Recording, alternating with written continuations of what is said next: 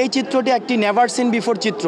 কখনোই ইতিহাসে এই ধরনের চিত্র কখনোই দেখা যায়নি। মানুষের এভাবে স্বতঃস্ফূর্ত অংশগ্রহণ, সব দল মত ধর্ম এই সবগুলো ছাপিয়ে এখন আমাদের এই জাতীয় সংকটটিকে মোকাবেলা করার জন্য সবাই আজকে নেমে আসছে।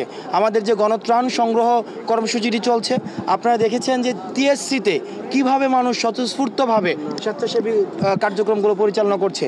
আমাদের যে টিএসসির যে রুমগুলো রয়েছে, অডিটোরিয়াম রয়েছে, সেখানে আমরা দেখেছি যে জরুরি ঔষধ যেখানে রয়েছে, একটি কক্ষ জরুরি ঔষধ সেখানে রাখা হয়েছে। আরেকটি কক্ষতে আমাদের ড্রাই ফ্রুট, খেজুর বা আমাদের যে চিড়া মুড়ি বা অন্যান্য যে খাবারগুলো সেখানে রাখা হয়েছে। আরেকটি কক্ষ আমরা দেখছি যে সেখানে কাপড় রাখা হয়েছে এবং একটি বিপুল উৎসাহের মধ্য দিয়ে প্রত্যেকটি শিক্ষার্থী, আমরা দেখেছি চাকরিজীবী, পেশাজীবী, রিক্সাওয়ালা, অর্থাৎ সমাজের সব শ্রেণীর যে বিভাজনটি ছিল সেই বিভাজনটি একত্রীকরণ হয়ে আজকে আমরা দেখছি টিএসসিতে একটি জাতীয় ঐক্য প্রতিষ্ঠিত হয়েছে, যেটাকে আমরা বলছি জয়েন্ট ভেঞ্চার কোলাবোরেশন। এই জয়েন্ট ভেঞ্চার কোলাবোরেশনের মধ্য দিয়ে আমরা বিশ্বাস করি যে আমাদের যে সংকটটি তৈরি হয়েছে এই সংকটটি মোকাবেলা সম্ভব।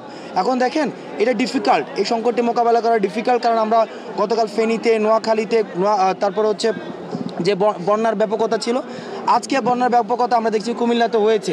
এই বন্যার ব্যাপকতা উত্তরবঙ্গে যদি ছড়িয়ে যায় সেক্ষেত্রে আমাদের এইটি ডিফিকাল্ট, কিন্তু আমরা মনে করি জাতীয় ঐক্যের মধ্য দিয়ে এই যে আমাদের যে স্বতঃস্ফূর্ত অংশগ্রহণ সেটি যদি অব্যাহত থাকে তাহলে আমাদের এই যে সংকটটি আমরা উত্তরণ করতে পারবো। আমরা নাগরিকদের স্বতঃস্ফূর্ত অংশগ্রহণ দেখছি, ছাত্র জনতার স্বতঃস্ফূর্ত অংশগ্রহণ দেখছি, কিন্তু ফেনী থেকে আমাদের কাছে যে খবরটি আছে বা যে খবরটি আসছে সেটি হচ্ছে এমন রাষ্ট্রীয় যে বাহিনীগুলো আছে, যারা আবদ্ধ আছেন, যারা আটকে আছেন, তাদেরকে উদ্ধার করা ওই ধরনের কোনো তৎপরতা তারা দেখেননি। প্রত্যন্ত যে এলাকাগুলো আছে শহর থেকে একটু দূরে, সেই এলাকাগুলোতে ওইভাবে প্রশাসনিক কোনো তৎপরতা নেই, এই ধরনের খবর আমাদের কাছে আছে। সেটি নিয়ে সরকার কি বলে? আচ্ছা, দুর্যোগ ব্যবস্থাপনা মন্ত্রণালয়ের সাথে আমাদের নিয়মিত কথা হচ্ছে এবং তিন বাহিনীর যারা প্রধান রয়েছে তাদের যে যৌথ টাস্কফোর্স রয়েছে তাদের সাথে আমাদের নিয়মিত যোগাযোগ রয়েছে।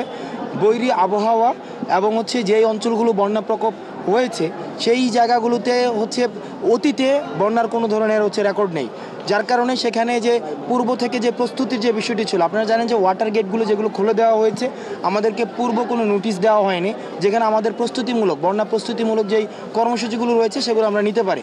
যার কারণে সব জায়গায় যেহেতু একসাথে বন্যার প্রকোপটি দেখা দিয়েছে, এই কারণে যে জাতীয় টাস্কফোর্স রয়েছে, দুর্যোগ মন্ত্রণালয় থেকে শুরু করে তিন বাহিনীর যারা প্রধান বা তিন বাহিনীর যে টাস্কফোর্সটি রয়েছে তারা কাজে সমন্বয় করতে একটি হিমশিম খাচ্ছে।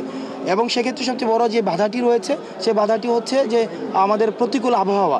যখনই প্রতিকূল আবহাওয়াটি নিরসন হচ্ছে ঠিক সেই মুহূর্তটি থেকেই কিন্তু তারা কাজ করছে তাদের জায়গা থেকে।